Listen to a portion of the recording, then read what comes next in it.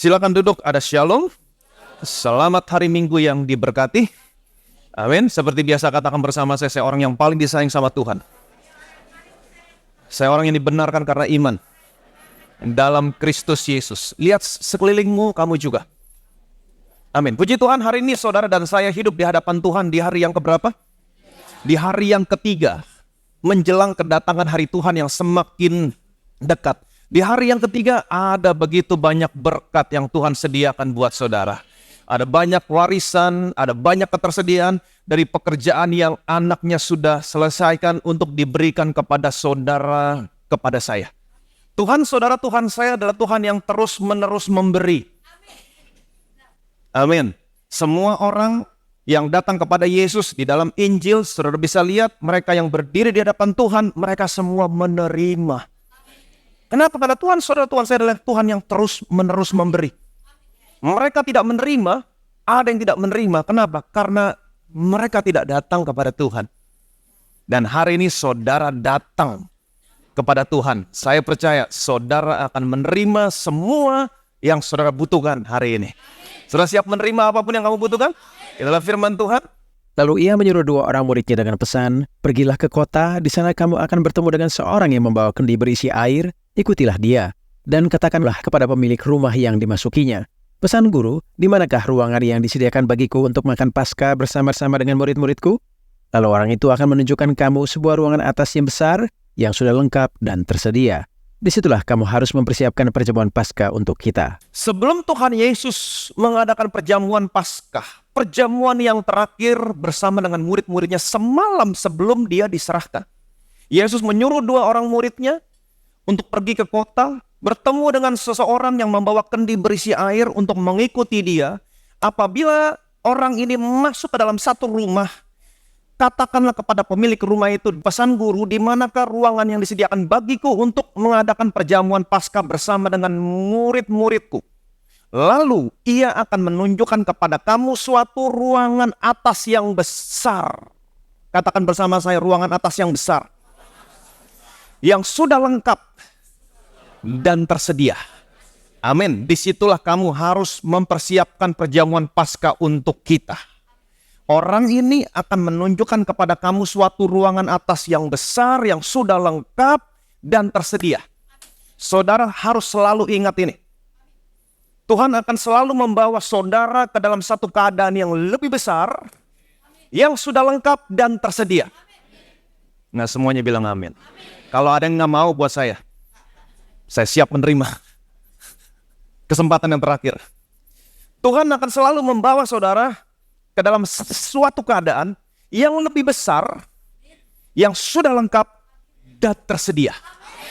Amin. Saya percaya Tuhan akan membawa gereja ini, Bethesda Church, ke suatu tempat yang lebih besar lagi. Amin. Yang sudah lengkap dan tersedia. Amin. Puji Tuhan. Dan ini tidak lain bukan berbicara tentang pekerjaan yang sudah Tuhan Yesus selesaikan. Waktu Allah menciptakan langit bumi bersama dengan isinya, hari pertama, hari kedua, hari ketiga, hari keempat, hari kelima, Allah menciptakan langit bumi bersama dengan isinya. Setelah segala sesuatunya selesai, hari yang ke-6, Tuhan baru menciptakan Adam dan Hawa. Kemudian Allah memberkati hari yang ke-7, dan Alkitab mengatakan Allah berhenti dari segala pekerjaannya. Allah berhenti dari segala pekerjaannya bukan karena Allah lelah atau capek. Tidak. Allah berhenti dari pekerjaannya karena pekerjaannya sudah selesai di hari yang ke-6. Amin. Jadi Allah menciptakan segala sesuatunya sebelum Allah menciptakan manusia pada hari yang ke-6. Pada hari yang ke-7, hari istirahat. Jadi hari pertama kehidupan saudara, kehidupan saya adalah istirahat. Bukan bekerja, istirahat.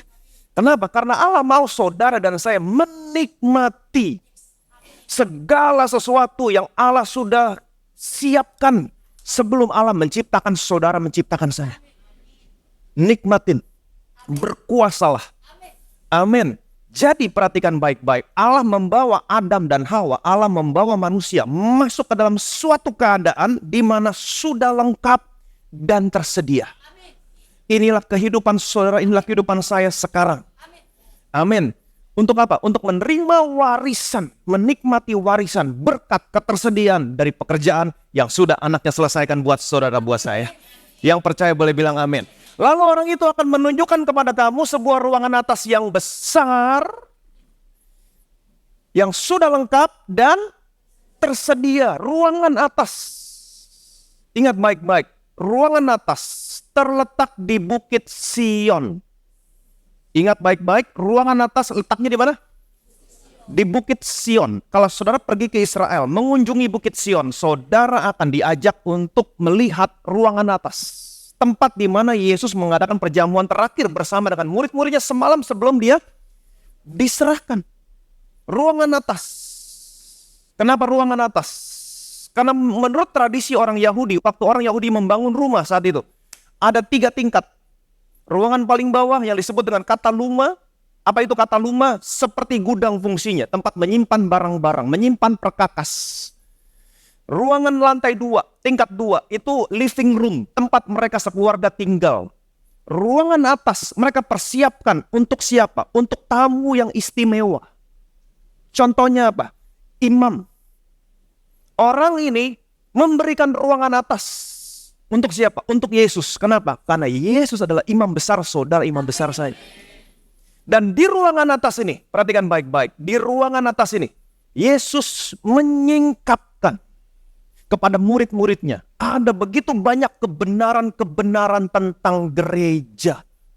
Yesus berbicara tentang gereja di dalam ruangan atas. Saudara bisa lihat dalam Yohanes, ada 4 pasal dalam Injil Yohanes. Yesus berbicara tentang gereja. Saya mau kasih tahu sama saudara, gereja bukan idenya manusia. Gereja adalah idenya Tuhan. Saudara berkumpul di tempat ini bukan karena idenya saudara, tapi karena idenya Tuhan. Amin. Yesus begitu banyak menyingkapkan kebenaran-kebenaran tentang gereja. Apa itu gereja? Apa yang terjadi dalam gereja? Bagaimana seharusnya gereja hidup? Yesus menyingkapkan kepada murid-muridnya. Yang seharusnya apa yang Yesus katakan. Ini perkataan terakhir dari Tuhan Yesus semalam sebelum dia diserahkan.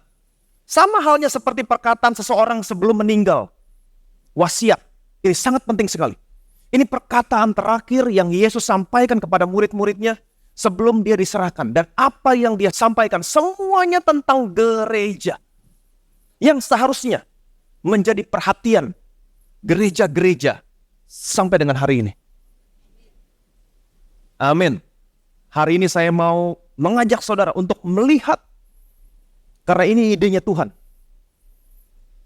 Kebenaran-kebenaran apa saja yang Yesus singkapkan kepada murid-muridnya tentang gereja pada waktu Yesus mengadakan perjamuan Paskah yang terakhir sebelum dia diserahkan. Amin.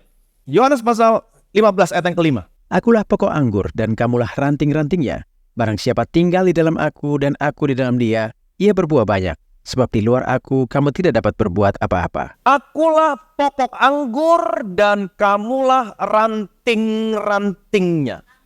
Kebenaran yang pertama yang Yesus sampaikan tentang gereja, tentang saudara dan saya. Yesus berkata begini, akulah pokok anggur, kamu adalah ranting-rantingnya. Amin. Kalau saudara perhatikan baik-baik, pohon anggur tidak memiliki batang seperti pohon lain pada umumnya. Itu sebabnya Tuhan Yesus tidak berkata, akulah batang, kamulah rantingnya. Tidak. Pohon anggur terbentuk dari ranting-ranting. Itu sebabnya pohonnya menjalar dari ranting-ranting. Dengan kata lain, waktu Tuhan Yesus berkata, akulah pokok anggur, kamu adalah rantingnya. Sesungguhnya Yesus mau berkata bahwa Yesus dan saudara adalah satu.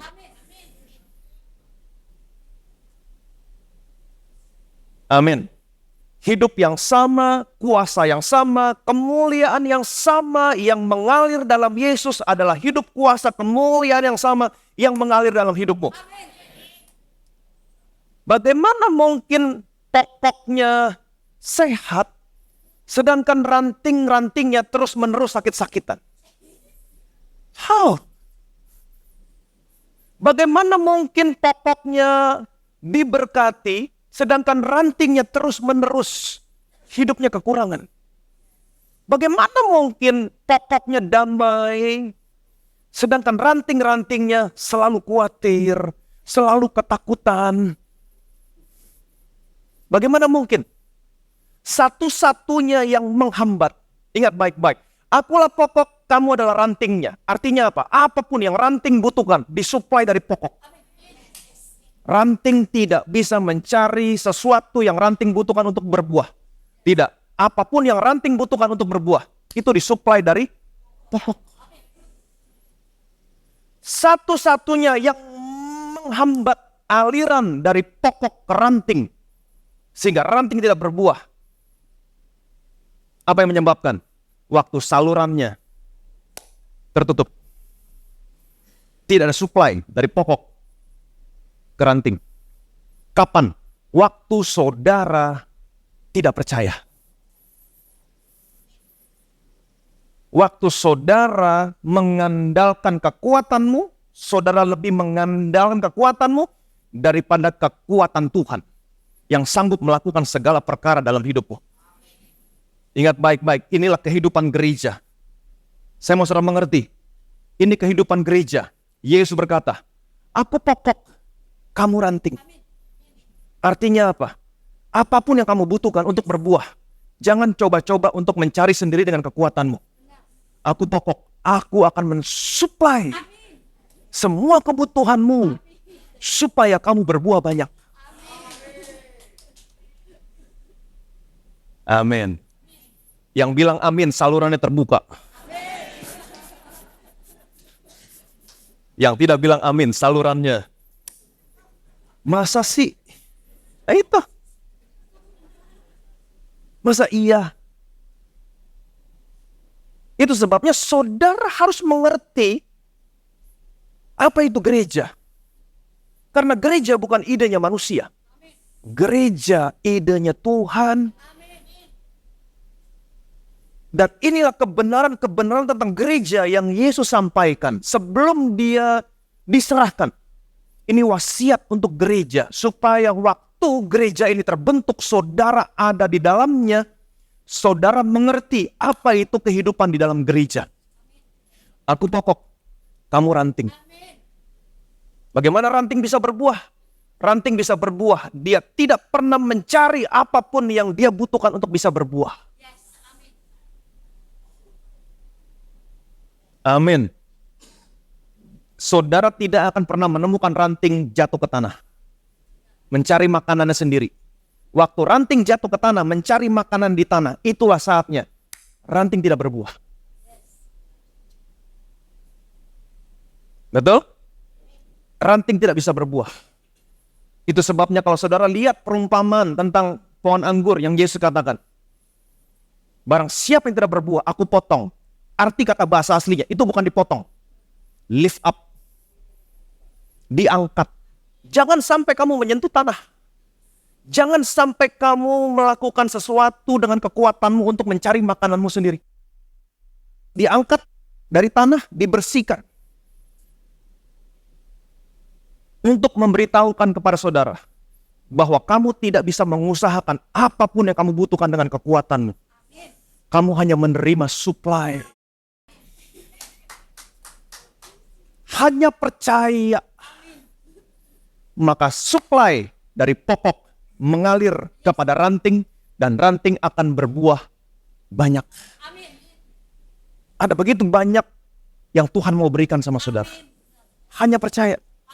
Inilah kehidupan gereja. Ingat ini, Yesus pokok, kamu ranting. Artinya apapun yang kamu butuhkan untuk bisa berbuah, Tuhan supply. Yang percaya boleh bilang amin. Amin. Yang kedua, perhatikan baik-baik. Ayat yang ke-12. Inilah perintahku, yaitu supaya kamu saling mengasihi seperti aku telah mengasihi kamu. Inilah perintahku, yaitu supaya kamu saling mengasihi seperti aku telah mengasihi kamu. Kebenaran lain tentang gereja yang Yesus sampaikan kepada murid-muridnya adalah, inilah perintahku. Yesus memberikan perintah yang baru. Ingat baik-baik. Semua yang terjadi di Bukit Sion, kasih karunia. Bukit Sion berbicara tentang kasih karunia. Kasih karunia berbicara tentang apa? Supply. Aku pokok, kamu ranting, artinya apa? Pokok akan mensupply semua yang kamu butuhkan. Inilah perintahku. Nah, ini tuntutan. tapi bukan tuntutan. Ingat baik-baik, di Bukit Sion tidak ada tuntutan. Semuanya supply. Inilah perintahku, yaitu supaya kamu saling mengasihi. Seperti aku sudah mengasihi kamu. Kalau saudara baca pasal sebelumnya, ini perintah yang baru. Jadi kebenaran yang lain tentang gereja, Tuhan memberikan perintah yang baru kepada gereja. Dan ini yang harus diberitakan, perintah yang baru. Tapi banyak gereja yang masih memberitakan perintah yang lama. Apa itu perintah yang lama? Kasihilah Tuhan Allahmu dengan segenap hatimu, segenap jiwamu, akal budimu. Kasihilah sesama manusia seperti kamu mengasihi dirimu sendiri. Sanggup? Sanggup? Ada yang sanggup? Nggak ada. Tuhan tahu, nggak akan pernah ada yang sanggup melakukan perintah yang lama. Kasihilah Tuhan Allahmu dengan segenap hatimu, dengan segenap jiwamu, dengan segenap akal budimu, kasih sama manusia seperti kamu mengasihi dirimu sendiri. Nggak akan ada yang sanggup. Tuhan tahu nggak ada yang sanggup. Itu sebabnya Tuhan kasih perintah yang baru. Apa itu perintah yang baru? Inilah perintahku, supaya kamu saling mengasihi seperti aku telah. Apa artinya telah? Aku sudah mengasihi kamu. Sebagaimana aku mengasihi kamu.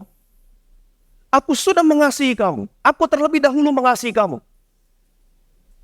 Seperti itulah kamu mengasihi yang lain. Artinya apa? Tuhan yang terlebih dahulu mengasihi saudara. Untuk bisa mengasihi orang lain, saudara membutuhkan kasih Tuhan terlebih dahulu. Terus minum kasih Tuhan. Terus minum kasih Tuhan. Tuhan supply kasihnya. Bukit Sion selalu berbicara tentang supply. Kamu mau memberikan kasih kepada orang lain? Kamu nggak sanggup. Tapi ingat baik-baik. Aku pokok, kamu ranting. Aku memberikan terlebih dahulu kasihku kepadamu. Terima kasih dariku, terima kasih dariku. Minum terus kasih Tuhan. Kamu punya kemampuan untuk mengasihi orang lain. Ini yang terjadi dalam gereja. Jangan berusaha untuk mengasihi Tuhan. Jangan berusaha untuk mengasihi orang lain. Kamu gak akan pernah sanggup. Amin. Ini perintah yang baru. Seperti aku mengasihi kamu. Terus renungkan kasih Tuhan dalam hidupmu.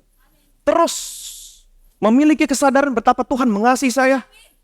Supply. Maka kamu punya kekuatan untuk mengasihi Tuhan dan mengasihi orang lain. Jadi ini perintah yang baru. Ini yang harus diberitakan. Tapi kebanyakan gereja memberitakan perintah yang lama. Kasih Tuhan, kasih Tuhan, kasih sesamamu. Nggak akan pernah ada yang sanggup. Beritakan perintah yang baru. Apa itu?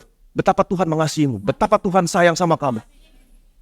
Amin. Miliki kesadaran betapa Tuhan sayang sama kamu. Miliki kesadaran betapa kamu adalah orang yang paling disayang sama Tuhan. Apa yang terjadi? Kamu punya kekuatan untuk mengasihi orang lain. Jadi semuanya berbicara tentang supply. Jadi inilah kehidupan bergereja. Kamu datang, kamu duduk, kamu dengar. Apa yang terjadi? Tuhan supply. Amin. Ayat 15. Aku tidak menyebut kamu lagi hamba, sebab hamba tidak tahu apa yang diperbuat oleh tuannya. Tetapi aku menyebut kamu sahabat, karena aku telah memberitahukan kepada kamu segala sesuatu yang telah kudengar dari Bapakku. Aku tidak menyebut kamu lagi hamba. Kenapa tidak menyebut kamu lagi hamba? Karena Tuhan dan hamba selalu berbicara tuntutan.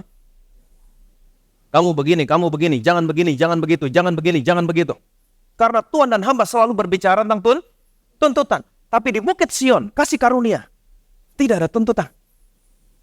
Aku tidak menyebut kamu lagi hamba karena hamba tidak tahu apa yang diperbuat oleh tuannya, tapi aku menyebut kamu sahabat. Karena aku telah memberitahukan segala sesuatu, supply, yang telah aku dengar dari Bapakku. Tidak ada yang tersembunyi buat saudara buat saya di hadapan Tuhan. Sebagaimana Tuhan pernah berkata kepada Abraham, adakah sesuatu yang tersembunyi buat Abraham? Semuanya Tuhan akan beritahu sama saudara. Amin. Jadi ingat baik-baik, saudara dan saya sekarang masih melayani Tuhan. Tapi ini privilege. Tuhan gak menyebut kamu hamba. Tuhan menyebut kamu sahabat. Jadi ini kebenaran-kebenaran tentang gereja. Saudara bisa lihat polanya. Semuanya berbicara tentang supply. Supply. Apapun yang kamu butuhkan, jangan coba-coba mendapatkannya dengan kekuatanmu. Semua yang kamu butuhkan, datang sama Yesus, lihat pekerjaan yang sudah dia selesaikan. Itulah ketersediaan saudara. Bagaimana caranya menerima? Dengan iman. Iman seperti tangan yang terbuka untuk menerima dari Tuhan. Dia pokok, kamu ranting. Di luar dia, kamu gak bisa berbuat apa-apa. Datang sama Yesus. Terima. Ingat, Tuhan, saudara Tuhan saya adalah Tuhan yang terus menerus memberi. Bagaimana caranya menerima? Kita sudah belajar yang lalu. Kamu harus selalu kembali datang sama Tuhan. Pertahankan posisi ini. Lihat Yesus. Amin. Setelah itu, apa yang Yesus lakukan? Setelah dia bagikan kebenaran-kebenaran tentang gereja, dia perjamuan kudus. Ini puncaknya. Dia mengambil roti. Ayat yang ke-19. Lukas pasal 22. Lalu ia mengambil roti, mengucap syukur, memecah-mecahkannya, dan memberikannya kepada mereka. Katanya, inilah tubuhku yang diserahkan bagi kamu. Perbuatlah ini menjadi peringatan akan aku. Lalu ia mengambil roti, mengucap syukur, memecah-mecahkannya, dan memberikannya kepada murid-muridnya sambil berkata, inilah tubuhku yang dipecah-pecahkan. Dia pecah-pecahkan, yang diserahkan bagimu, bagi gereja. Apa artinya diserahkan bagimu? Artinya ada benefit buat saudara. Inilah tubuhku yang diserahkan. Seharusnya tubuh saudara, tubuh saya yang diserahkan. Yang dipecahkan, yang dihancurkan. Tetapi dia gantikan posisimu. Dia dipecahkan, dia dihancurkan. Dia mengalami apa yang seharusnya saudara dan saya alami. Karena dia sudah mengalami menggantikan posisimu. Saudara dan saya terima kebalikannya. Amin. Inilah tubuhku yang dipecahkan bagimu. Diserahkan bagimu. Kenapa? Ada benefit buat tubuhmu. Saya percaya ini berbicara kesembuhan, kesehatan tubuhmu secara fisik. Amin. Semuanya sudah di cover. Dari ujung rambut sampai ujung kaki. Sama seperti yang tertulis dalam Yesaya pasal 53, Matius pasal 8. Sesungguhnya penyakit kita yang ditanggungnya. Kesengsaraan kita yang dipikulnya. Ganjaran yang mendatangkan keselamatan bagi kita ditimpakan kepadanya. Seharusnya ditimpakan kepada saudara. Tapi ditimpakan kepadanya. Supaya oleh bilur-bilurnya. Ini benefitnya. Kamu menjadi sembuh. Amin. Ada kesembuhan. Ada kesembuhan. Ayat yang ke-20. Demikian juga dibuatnya dengan cawan sesudah makan. Ia berkata, cawan ini adalah perjanjian baru oleh darahku, yang ditumpahkan bagi kamu. Demikian juga dibuatnya dengan cawan sesudah makan. Ia berkata, cawan ini adalah perjanjian baru oleh darahku. Cawan ini adalah perjanjian baru oleh darahku yang ditumpahkan bagi kamu. Apa artinya bagi kamu? Lagi-lagi ada benefit buat saudara. Di Injil yang lain ditumpahkan bagi kamu untuk pengampunan dosa. Cawan ini adalah perjanjian baru oleh darahku. Kalau Tuhan Yesus berbicara tentang perjanjian yang baru, saudara harus tahu apa perjanjianmu yang baru dengan Allah. Bagaimana caranya kamu bisa menerima benefit dari satu perjanjian kalau kamu gak pernah tahu apa isi perjanjiannya? Apa perjanjian kamu dengan Allah yang baru? Ada yang tahu? Mau saya panggil satu persatu ke depan? Bagaimana saudara bisa menerima benefit dari satu perjanjian kalau kamu gak pernah tahu apa pasal-pasal, apa klausal perjanjian di dalamnya? Saudara harus tahu. Karena cawan ini adalah perjanjian yang baru oleh darahku yang ditumpahkan bagi kamu. Perjanjian yang baru ini memberikan benefit buat saudara. Apa benefitnya? Kamu gak bisa terima benefitnya kalau kamu gak pernah tahu apa perjanjian yang baru antara Allah dengan saudara. Alkitab berkata, dia datang ke dalam dunia ini untuk menghapus yang pertama, menegakkan yang kedua. Ibrani pasal 10 ayat 7 dan 9. Lalu aku berkata, sungguh aku datang. Dalam gulungan kitab ada tertulis tentang aku untuk melakukan kehendak-Mu, ya Allahku. Dan kemudian katanya, sungguh aku datang untuk melakukan kehendak-Mu. Yang pertama ia hapuskan, supaya menegakkan yang kedua. Lalu aku berkata, sungguh aku datang, dalam gulungan kitab ada tertulis tentang aku. Apa yang tertulis? Aku datang untuk melakukan kehendak-Mu, ya Allahku. Yesus datang ke dalam dunia untuk melakukan kehendak Bapanya. Apa kehendak Bapanya?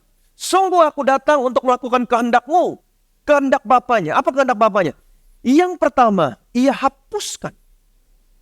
Untuk menegakkan yang kedua. Apa itu yang pertama? Perjanjian yang lama. Apa itu yang kedua? Perjanjian yang baru. Dia datang untuk melakukan kehendak Bapanya. Apa kehendak Bapanya? Menghapus yang pertama, perjanjian lama, menegakkan yang kedua, perjanjian baru. Saudara harus tahu, apa perjanjian yang baru antara saudara dan saya dengan Allah? Ibrani pasal 8, ayat 10-12. Maka inilah perjanjian yang kuadakan dengan kaum Israel sesudah waktu itu. Demikianlah firman Tuhan. Aku akan menaruh hukumku dalam akal budi mereka dan menuliskannya dalam hati mereka. Maka aku akan menjadi Allah mereka dan mereka akan menjadi umatku. Dan mereka tidak akan mengajar lagi sesama warganya atau sesama saudaranya dengan mengatakan, kenalah Tuhan, sebab mereka semua besar kecil akan mengenal aku. Sebab aku akan menaruh belas kasihan terhadap kesalahan mereka dan tidak lagi mengingat dosa-dosa mereka. Inilah perjanjian yang aku buat dengan kaum Israel pada waktu itu. Bukan seperti perjanjian yang pernah aku buat dengan nenek moyang mereka pada waktu aku membawa mereka keluar dari Mesir. Perjanjiannya nggak seperti ini. Perjanjian apa yang Tuhan buat dengan nenek moyang mereka pada waktu Allah membawa mereka keluar dari Mesir? Perjanjian lama. Perjanjian berdasarkan hukum Taurat. Aku buat perjanjian yang baru dengan kamu. Tidak seperti perjanjian lama. Perjanjian aku buat dengan nenek moyangmu pada waktu aku membawa mereka keluar dari Mesir. Aku buat perjanjian yang baru dengan kamu. Apa perjanjiannya? Yang pertama, aku akan menaruh hukumku dalam hatimu dan menuliskannya dalam akal budimu. Amin. Dalam perjanjian lama, Tuhan menulis hukumnya pada 2 buah loh batu. Dan Tuhan memberikan kepada Musa untuk diajarkan kepada bangsa Israel. Jangan. Artinya apa? Tuhan menuntun umatnya dari luar. Betul? Tuhan menuntun umatnya dari luar. Tapi dalam perjanjian yang baru, Tuhan menulis hukumnya bukan pada 2 buah loh batu. Dia menaruh hukumnya dalam hatimu. Dia menulis dalam batinmu. Artinya apa? Dia menuntun saudara sekarang bukan dari luar, dari dalam. Dengan apa? Dengan Roh Kudus yang ada di dalammu. Yang kedua, aku akan menjadi Allahmu dan kamu akan menjadi umatku. Ini klausul yang kedua. Apa artinya? Simple. Kalau kamu sakit, aku akan menyembuhkan kamu. Kenapa? Karena aku adalah Allahmu. Engkau adalah umatku. Kalau kamu kekurangan, aku akan mencukupkan semua kebutuhanmu. Karena aku adalah Allahmu dan engkau adalah umatku. Lihat, segala sesuatunya berbicara tentang supply. Yang ketiga, dan kamu nggak usah lagi mengajar sesamamu, kenalah Tuhan, kenalah Tuhan, kenalah Tuhan. Kata kenal di sini ginosko. Apa itu? Mengenal Tuhan dari pembelajaran. Saudara berusaha dengan sekuat tenaga belajar untuk bisa mengenal Tuhan. Enggak lagi. Kenapa? Sebab mereka semua besar kecil akan mengenal aku. Kata kenal di sini, eido, yang artinya apa? Intuitif. Kamu otomatis mengenal Tuhan. Bukan dengan kekuatanmu, tapi karena Roh Kudus yang ada di dalammu. Kamu otomatis mengenal Tuhan. Kalimat yang terakhir, sebab aku akan menaruh belas kasihan terhadap kesalahan mereka dan tidak lagi mengingat dosa-dosa mereka. Ini perjanjian yang baru. Perjanjian yang lama, ingat, aku akan membalas kesalahanmu kepada keturunanmu yang ketiga, yang keempat. Tuhan kejar saudara. Sampai keturunanmu yang ketiga, yang keempat. Tapi perjanjian yang baru, aku menaruh belas kasihan sama kesalahanmu. Dan aku tidak lagi mengingat dosamu. Mungkin saudara berkata, kok di perjanjian baru Tuhan berubah menjadi Tuhan yang lembek? Tidak. Dia tidak mengingat dosamu. Karena dia sudah ingat dosamu di tubuh anaknya. Satu kali. Untuk selamanya. Dia tidak pernah berubah. Dulu, sekarang, sampai selama-lamanya. Dia adalah Allah yang kudus.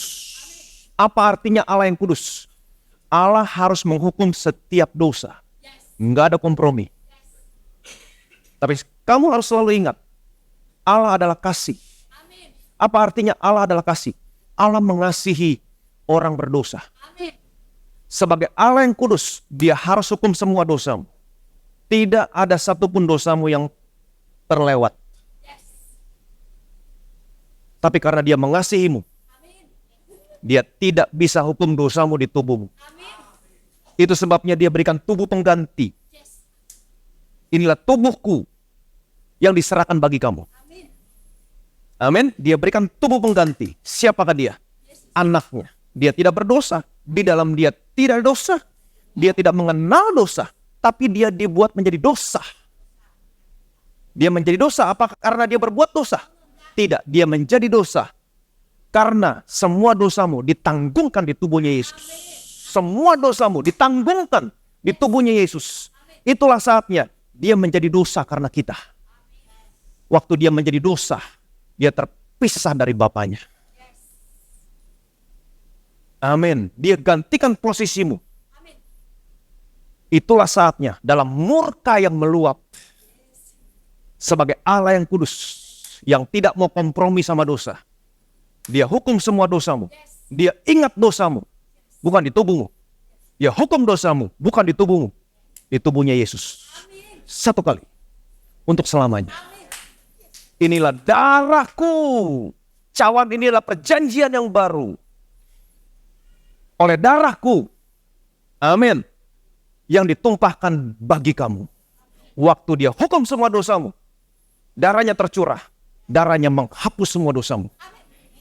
Itu sebabnya perjanjian baru berkata, inilah darahku sebagai materai dari perjanjian yang baru. Itu sebabnya Tuhan berkata, aku menaruh belas kasihan sama kesalahanmu, dan aku tidak lagi mengingat dosa-dosamu. Yang percaya boleh bilang amin. Amin. Jadi inilah perjanjianmu yang baru dengan Tuhan. Saudara harus tahuin. Jangan sampai nggak tahu. Karena ini benefit buat saudara, buat saya. Amin. Jadi ini yang Yesus lakukan. Ini puncaknya. Setelah dia berikan kebenaran-kebenaran tentang gereja, di mana gereja harus hidup di dalamnya sampai hari ini. Sesuai dengan kebenaran-kebenarannya Yesus singkapkan. Akulah pokok, kamu ranting. Amin. Semua yang kamu butuhkan, aku supply. Kemudian dia perjamuan kudus. Inilah tubuhku yang diserahkan bagi kamu. Cawan ini adalah perjanjian oleh darahku yang ditumpahkan untuk pengampunan dosamu. Perbuatlah ini menjadi peringatan akan aku. Artinya apa? Gereja harus hidup di dalamnya. Seperti apa yang Tuhan Yesus sampaikan semalam sebelum dia diserahkan. Ini wasiat yang luar biasa yang Yesus berikan kepada gereja. Amin. Seharusnya gereja hidup seperti ini. Sekarang kita akan lihat bagaimana gereja mula-mula. Apa gereja mula-mula hidup di dalamnya seperti apa yang Yesus katakan? Perbuatlah ini menjadi peringatan akan aku. Perhatikan baik-baik. Kisah pasal 20 ayat yang ke-7.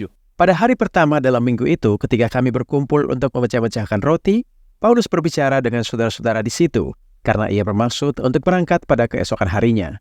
Pembicaraan itu berlangsung sampai tengah malam. Pada hari pertama dalam minggu itu, hari pertama dalam minggu, Senin, Selasa, Rabu, Kamis, Jumat, Sabtu, Minggu. Apa hari pertama? Minggu, hari pertama. Pada hari pertama minggu itu, hari Minggu. Apa yang orang-orang percaya lakukan pada hari Minggu? Mereka berkumpul untuk memecah-mecahkan roti. Very good. Perbuatlah ini menjadi peringatan akan aku. Mereka melakukan apa yang Yesus perintahkan semalam sebelum Yesus diserahkan. Perbuatlah ini menjadi peringatan akan aku. Pada hari pertama dalam minggu itu, hari Minggu, mereka berkumpul untuk memecah-mecahkan roti.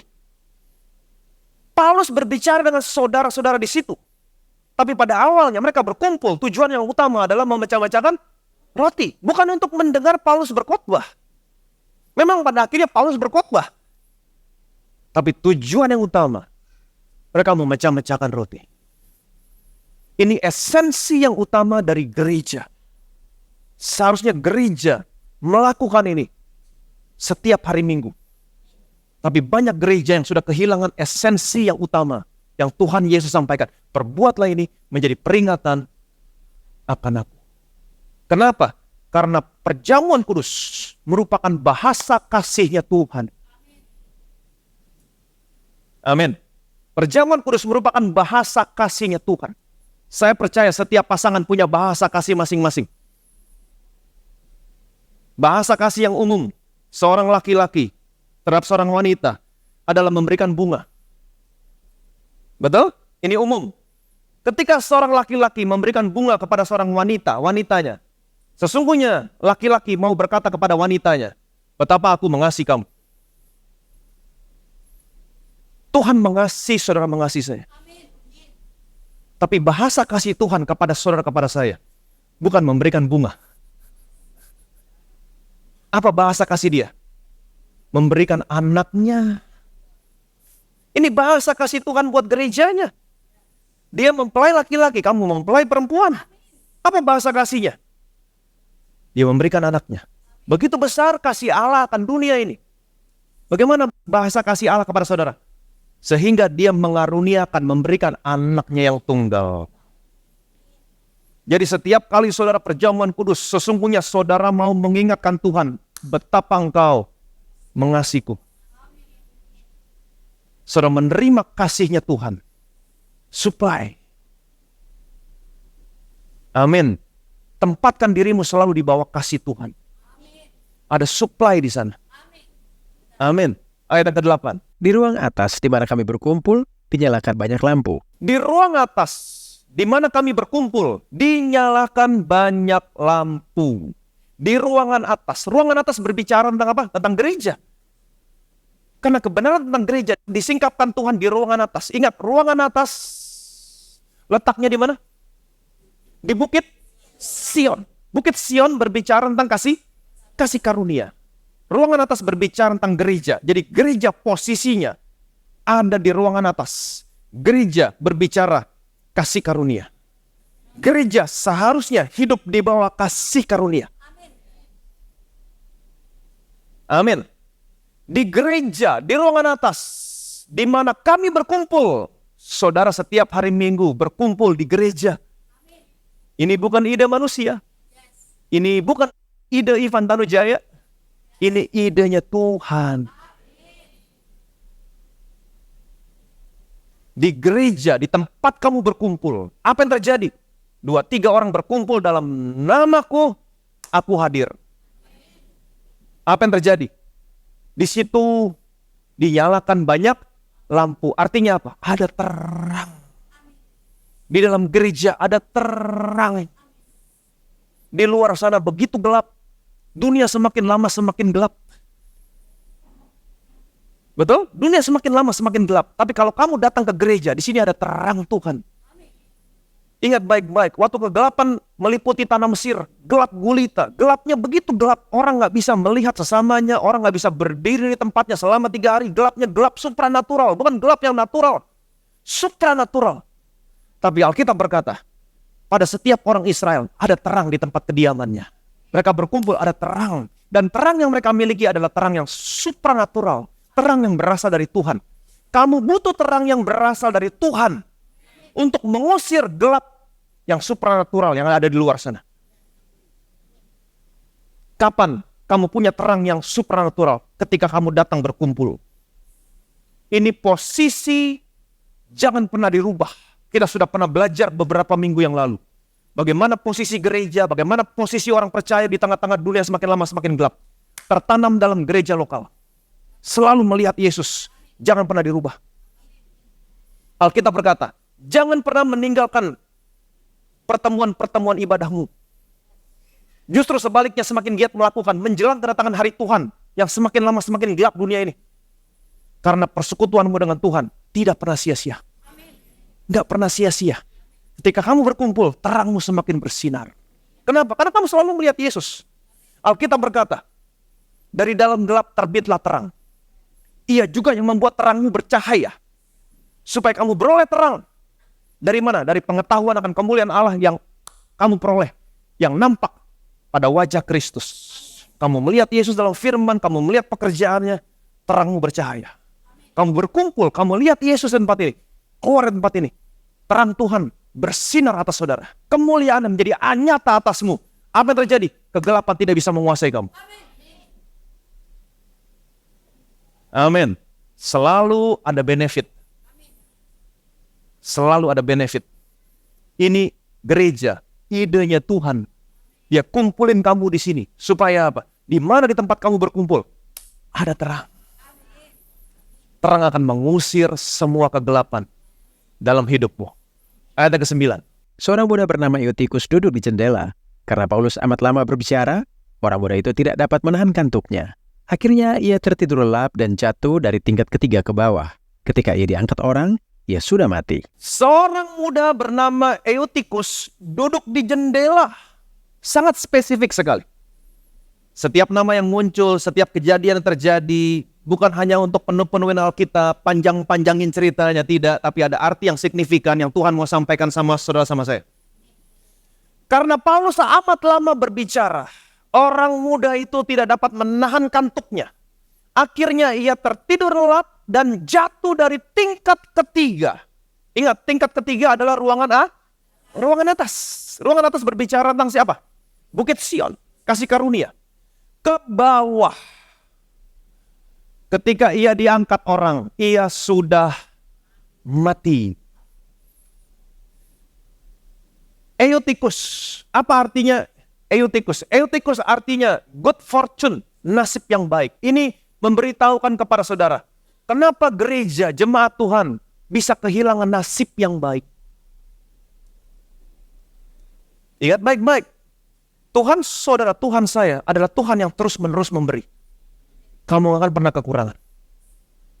Tapi kenapa gereja, jemaat Tuhan bisa kehilangan nasib yang baik? Why? Kita belajar di sini. Dari Eutikus. Ingat baik-baik, apa yang mereka lakukan pada hari Minggu? Memecah-mecahkan roti. Dia bisa mati, kemungkinan yang pertama yang kita bisa pelajari. Karena dia tidak percaya tubuh dan darah Tuhan. Paulus pernah berkata, barang siapa makan dan minum tanpa mengakui tubuh Tuhan, apa yang terjadi? Sebab itu banyak di antara kamu yang sakit, lemah, dan tidak sedikit yang meninggal. Kenapa? Karena kamu gak terima benefitnya. Padahal ada benefit. Inilah tubuhku yang diserahkan bagi kamu. Ada benefit untuk tubuhmu secara fisik. Ada kesehatan. Ada kesembuhan di sana. Amin. Inilah darahku. Sebagai perjanjian yang baru. Yang ditumpahkan untuk pengampunan dosamu. Kalau kamu tidak mengakui, darahnya tercurah, dosaku diampuni, kamu gak terima benefitnya. Ini yang terjadi sama Eutikus. Dia tidak mengakui tubuh dan darah Tuhan. Yang pertama. Yang kedua, karena Paulus amat lama berbicara, orang muda itu tidak dapat menahan kantuknya. Kenapa dia ngantuk? Karena dia tidak tertarik sama apa yang Paulus bicarakan. Apa yang Paulus bicarakan? Tidak lain tidak bukan adalah Injil kasih karunia Allah. Injil tentang Yesus, tentang pekerjaan yang sudah Yesus selesaikan. Dia tidak tertarik. Semua berbicara tentang supply. Betul? Dia tidak tertarik. Dia ngantuk. Ada di sini yang ngantuk?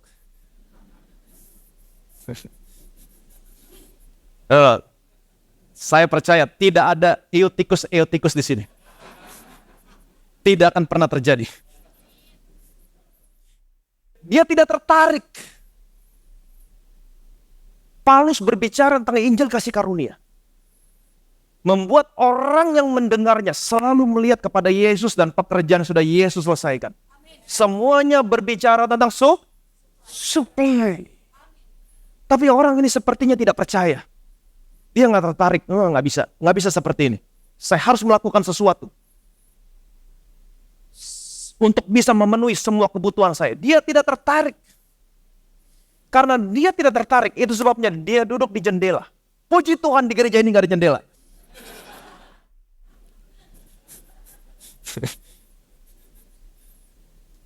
Kalau saudara gak tertarik sama apa yang saya bicarakan, saudara tidak duduk di jendela. Dia duduk di jendela, kenapa? Karena dia tidak tertarik. Karena dia tidak tertarik, sebentar-sebentar dia ngeliat keluar, sebentar-sebentar dia ngeliat keluar. Karena dia tidak tertarik. Tapi saudara punya jendela pribadi. Apa itu? Handphone saudara. Kamu gak tertarik, kamu browsing, lihat semua.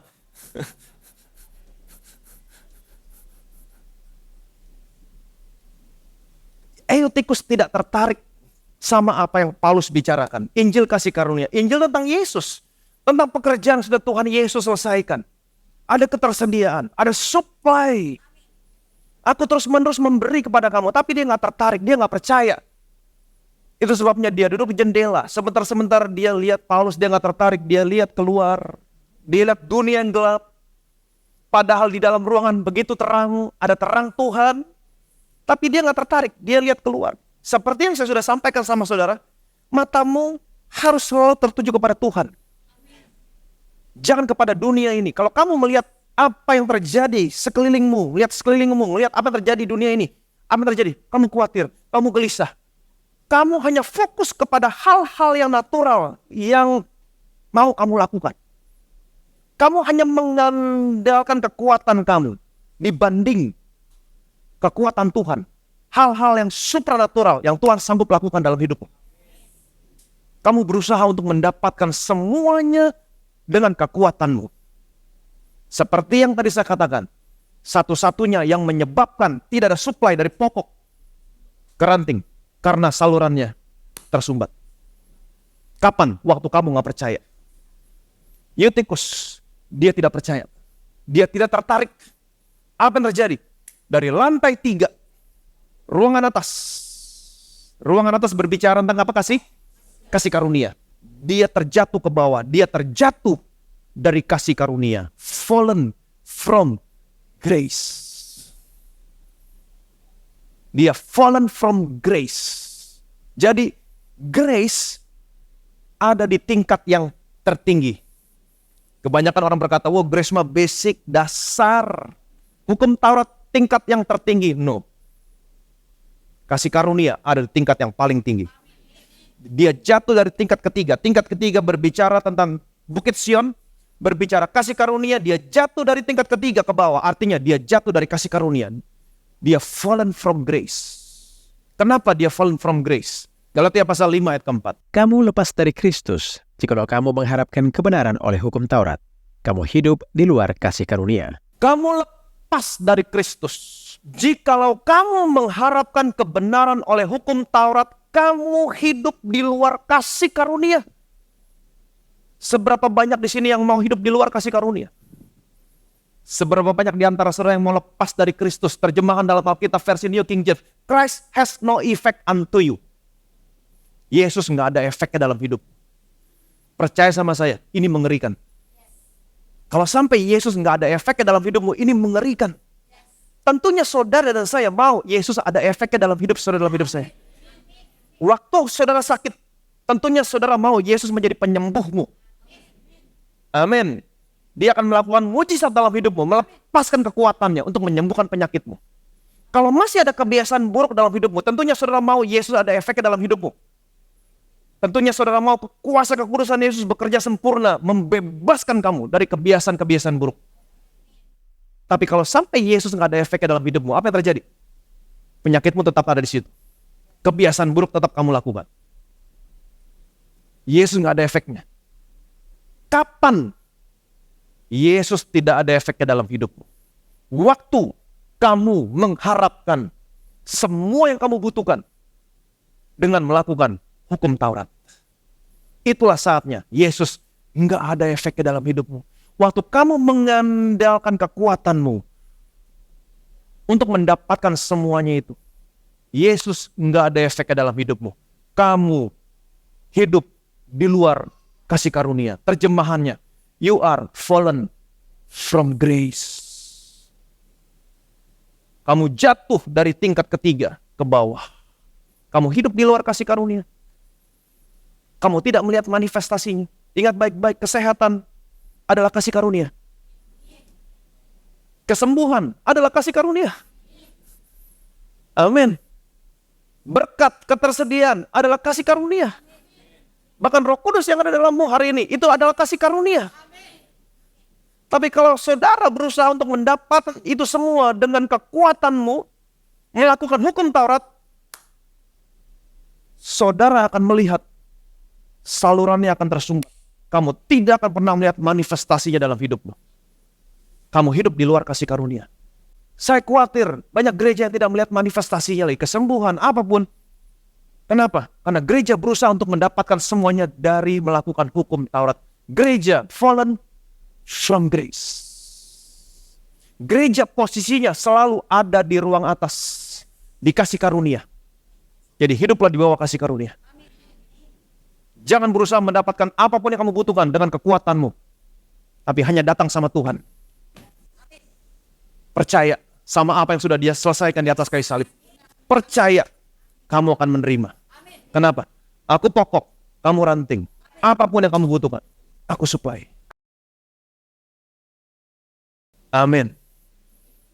Ayat berikutnya. Tetapi Paulus turun ke bawah, ia merebahkan diri ke atas orang muda itu, mendekapnya dan berkata, "Jangan ribut, sebab ia masih hidup." Paulus turun ke bawah, ia merebahkan diri ke atas orang muda itu dan mendekapnya dan berkata, "Jangan ribut sebab ia masih hidup." Alkitab berkata, pelayanan yang menggunakan hukum yang tertulis dalam 2 buah loh batu, hukum Taurat, menuntun saudara kepada kematian.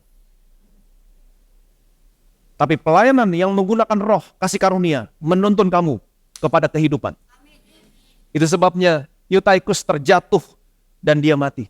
Tapi Paulus kasih karunia mendekap, embrace orang yang mati karena hukum Taurat. Apa terjadi? Orang ini dihidupkan kembali. Seberapa banyak saudara pernah mengalami ini? Orang yang hidup di bawah hukum Taurat, waktu kamu beritakan kasih karunia dan orang itu percaya, orang itu hidup kembali. Dia merasakan hidup. Amin. Ayat yang ke-11. Setelah kembali di ruang atas, Paulus memecah-mecahkan roti lalu makan. Habis makan, masih lama lagi ia berbicara, sampai fajar menyingsing. Kemudian ia berangkat. Setelah kembali di ruang atas, Paulus kembali ke ruang atas. Artinya apa? Kamu harus selalu kembali ke gereja. Ini posisimu, ini idenya Tuhan, bukan ide manusia. Tuhan buat gereja supaya mempelainya selalu datang berkumpul. Untuk apa? Menerima supply dari Tuhan.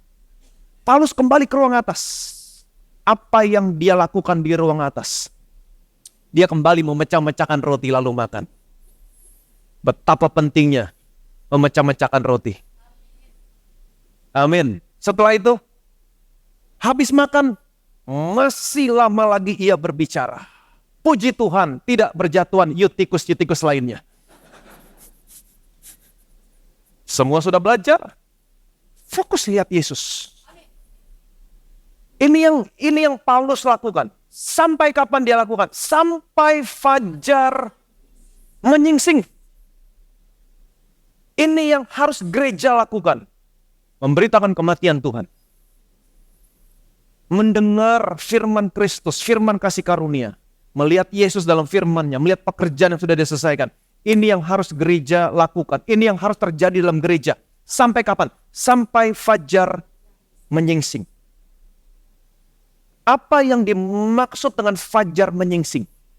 Kedatangan Yesus yang kedua kali. Ini yang harus dilakukan dalam gereja sampai dia datang yang kedua kali. Kenapa saya katakan fajar menyingsing berbicara tentang kedatangan Tuhan yang kedua kali? Waktu Yesus datang pertama kali ke dalam dunia ini, dia menyatakan dirinya kepada bangsa Israel sebagai surya kebenaran dengan kesembuhan pada sayapnya. Maleakhi pasal 4 ayat kedua. Tetapi kamu yang takut akan namaku, bagimu akan terbit surya kebenaran dengan kesembuhan pada sayapnya. Kamu akan keluar dan bercingkrak-cingkrak seperti anak lembu lepas kandang. Tetapi kamu yang takut akan namaku, bagimu akan terbit surya kebenaran dengan kesembuhan pada sayapnya. Waktu Yesus datang ke dalam dunia ini, Yesus menyatakan dirinya kepada bangsa Israel sebagai surya kebenaran dengan kesembuhan pada sayapnya. Mesias akan datang, ada kesembuhan pada sayapnya. Saudara masih ingat seorang perempuan yang pendarahan selama 12 tahun yang gak pernah sembuh? Alkitab berkata dia sudah mendengar berita-berita tentang Yesus.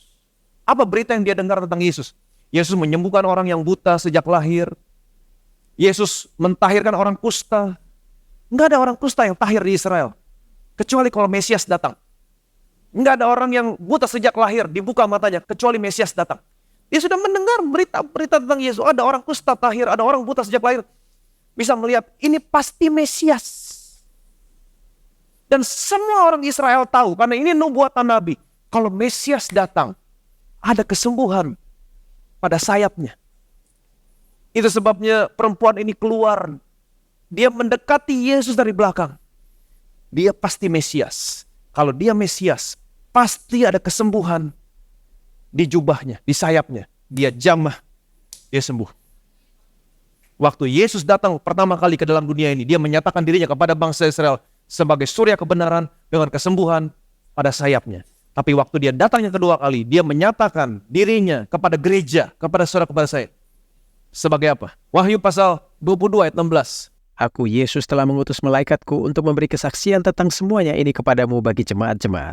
Aku adalah Tunas, yaitu keturunan Daud, bintang timur yang gilang gemilang. Aku, Yesus, telah mengutus malaikatku untuk memberi kesaksian tentang semuanya ini kepadamu bagi gereja, bagi jemaat-jemaat. Aku adalah Tunas, yaitu keturunan Daud, kepada gereja. Yesus menyatakan dirinya sebagai Tunas, keturunan Daud, bintang timur yang gilang gemilang, the bright and morning star. Morning star, bintang yang ada di pagi hari sebelum fajar menyingsing.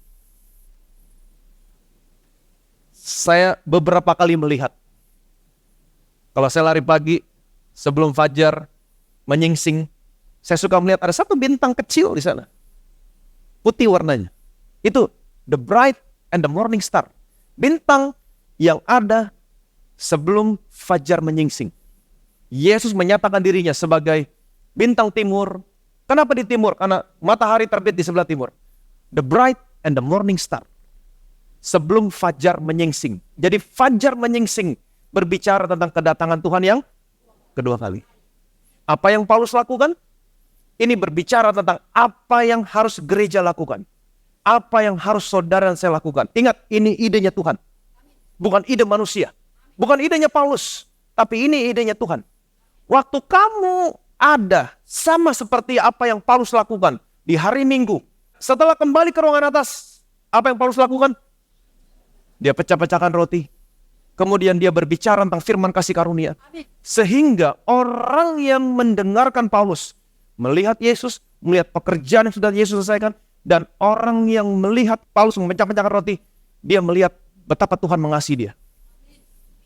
Sampai kapan Paulus melakukan? Sampai fajar menyingsing. Sampai kapan gereja harus melakukan ini? Ada dalam posisi ini. Sampai Tuhan datang yang kedua kali. Amin. Sampai dia datang yang kedua kali. Saudara menempatkan dirimu di bawah kasih karunia. Melihat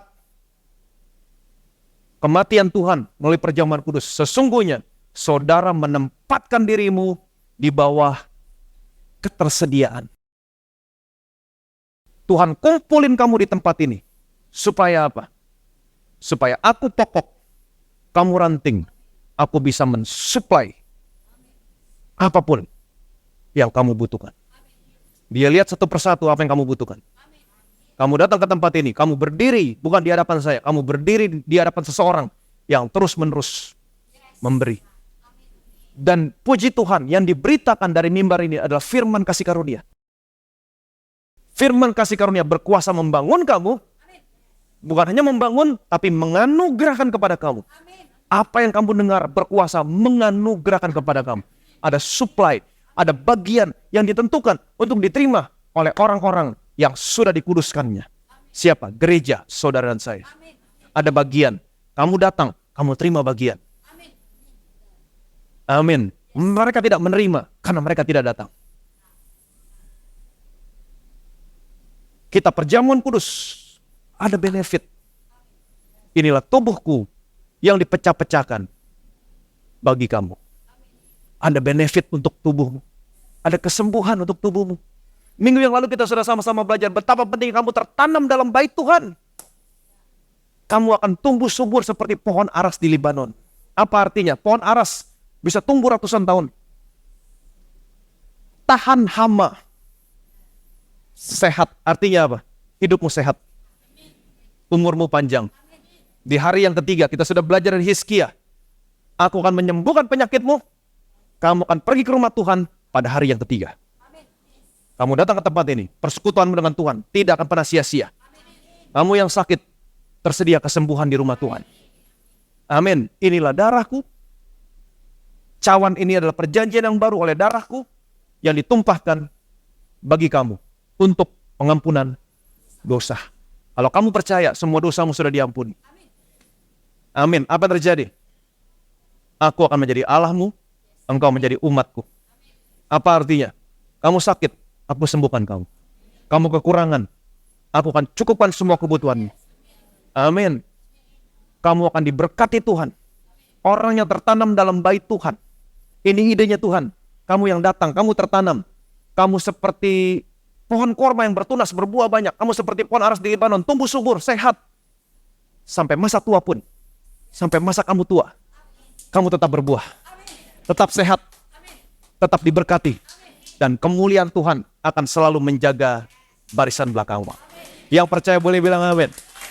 Amin. Jadi saudara berkumpul di tempat ini. Ini bukan idenya manusia. Ini idenya siapa? Idenya Tuhan. Di akhir zaman ini menjelang kedatangannya, Tuhan kumpulin semua anak-anaknya. Dalam satu gereja, dalam satu gereja, dalam satu gereja, dalam satu gereja. Setiap gereja unik. Setiap gereja itu memiliki keunikan, keindahan masing-masing untuk memancarkan kemuliaan Tuhan. Betapa kita bersyukur kita ada di gereja ini. Yang selalu melihat Yesus. Amin. Yang selalu memecah-mecahkan roti. Dan kita akan lakukan ini sampai dia datang yang kedua kali. Berikan kemuliaan dan meriah bagi nama Yesus. Betapa kami bersyukur Tuhan. Kami ada di hari yang ketiga. Menjelang kedatangan-Mu. Fajar menyingsing. Dan kami telah melihat apa yang Paulus lakukan sampai fajar menyingsing. Dia memberitakan kematian-Mu melalui perjamuan kudus, memecah-mecahkan roti. Dan dia memberitakan Injil kasih karunia-Mu. Firman tentang Yesus disampaikan. Firman tentang pekerjaan yang sudah Tuhan Yesus kerjakan disampaikan. Betapa kami bersyukur Tuhan. Apa yang Kau singkapkan tentang gereja sebelum Kau diserahkan. Perkataan yang begitu berharga. Perkataan terakhir. Dan hari ini kami melakukannya di gereja ini. Kami percaya Tuhan, gereja adalah idenya Tuhan, bukan ide manusia. Dan yang terjadi dalam gereja adalah, Engkau adalah pokok, kami adalah ranting. Ranting tidak bisa mengusahakan apapun yang ranting butuhkan untuk bisa berbuah. Ranting hanya menerima supply dari pokok. Apapun yang ranting butuhkan untuk bisa menghasilkan buah, semuanya disuplai dari pokok. Itu sebabnya hari ini kami datang. Engkau tahu satu persatu kebutuhan anak-anak-Mu di tempat ini Tuhan. Engkau tahu apa yang mereka butuhkan untuk kesehatan mereka. Engkau tahu apa yang mereka butuhkan untuk usaha mereka. Untuk bisnis mereka, untuk keluarga mereka, untuk anak-anak mereka. Engkau tahu apa yang mereka butuhkan. Dan mereka menyadari sebagai ranting mereka tidak bisa mengusahakan apapun yang mereka butuhkan dengan kekuatan mereka. Itu sebabnya mereka datang ke tempat ini Tuhan. Mereka berdiri di hadapan-Mu. Berdiri di hadapan Tuhan yang terus-menerus memberi, mensuplai. Kami datang, kami duduk, kami mendengar dengan iman seperti tangan yang terbuka menerima supply dari pokok. Engkau lihat satu persatu. Hari ini juga engkau memberi. Engkau terus memberi. Setiap jiwa di tempat ini, anak-anakmu, tidak ada yang satupun yang kau lewati Tuhan. Engkau tahu kebutuhan mereka, engkau berikan kebutuhan mereka. Engkau supply semuanya. Inilah ide gereja. Mereka berkumpul, mereka datang. Mereka berdiri di hadapan Tuhan yang terus-menerus memberi. Satu persatu jangan kau lalui Tuhan. Engkau lihat mereka, apapun kebutuhan mereka. Kesembuhan, pintu-pintu yang baik untuk usaha mereka, pintu-pintu yang baik untuk berkat mereka. Kalau selama ini ada berkat, ada usaha yang tertunda, Tuhan buka pintu-pintu yang baik. Kau supply segala sesuatunya buat mereka. Dan biarlah hari ini kasih karunia-Mu mengalir. Kami tidak mau fallen from grace. Tapi hari ini kami mau Yesus ada efeknya dalam kehidupan kami. Kami mau tetap ada di ruangan atas, di Bukit Sion, di bawah kasih karunia. Kami minta kasih karunia-Mu Tuhan, untuk setiap permasalahan anak-anak-Mu. Selalu ada kasih karunia, selalu ada kebaikan Tuhan dalam setiap permasalahan yang kami hadapi. Biarlah hari ini Tuhan, supply mengalir. Supply mengalir. Apa yang mereka butuhkan, hari ini diberikan. Mengalir, supply mengalir. Tuhan memberikan apapun yang kamu butuhkan hari ini. Rasakan kasih Tuhan. Dia begitu mengasihimu. Dia sudah memberikan anaknya. Semua yang kamu butuhkan ada di dalam anaknya. Lihat pekerjaan yang sudah anaknya selesaikan. Terima dengan iman. Dia sudah berikan tubuhnya dihancurkan, diremukkan. Supaya hari ini, oleh bilur-bilurnya, semua penyakitmu disembuhkan. Dia sudah gantikan posisimu menjadi terkutuk. Ada tertulis, terkutuklah orang yang digantung pada kayu salib. Supaya hari ini tidak lagi ada kutuk yang datang kepadamu. Hanya berkat yang datang kepadamu. Berkat mengalir hari ini, supply terus mengalir, kesembuhan mengalir, berkat mengalir. Dia sudah menjadi miskin. Supaya oleh karena kemiskinannya, hari ini kamu menjadi kaya. Ada pintu-pintu yang baik terbuka. Ada kelimpahan dari seberang lautan. Kekayaan bangsa-bangsa akan datang kepadamu. Ada bisnis yang baru. Ada proyek yang baru yang orang-orang dunia percayakan. Karena orang-orang melihat kemuliaan Tuhan terbit atasmu. Terang Tuhan terbit atasmu. Kemuliaan Tuhan nyata atasmu. Karena di mana saudara berkumpul, di sini ada terang. Terang Tuhan terbit atasmu hari ini. Ketika kamu pergi ke dunia yang gelap, orang bisa melihat terangmu semakin bersinar. Dan orang-orang mempercayakan bisnis proyeknya kepada saudara karena terang Tuhan terbit atasmu.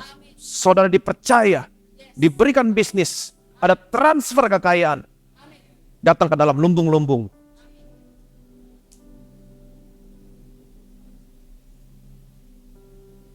Ada kesembuhan tersedia di sini. Tuhan supply semua kesembuhan.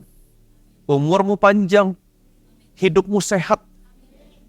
Seperti pohon aras. Pohon aras tidak bisa diserang hama. Tidak ada virus, tidak ada kuman yang sanggup menjamah saudara. Umurmu panjang, sehat. Dan biarlah hari kamu melihat Tuhan yang adalah pokok dan kamu adalah ranting akan mensuplai semua kebutuhan. Nama Bapa yang dipermuliakan. Segala kemuliaan, segala hormat, segala pujian hanya bagi nama Tuhan kita Yesus Kristus. Semua yang percaya diberkati. Sama-sama kita katakan amin, amin.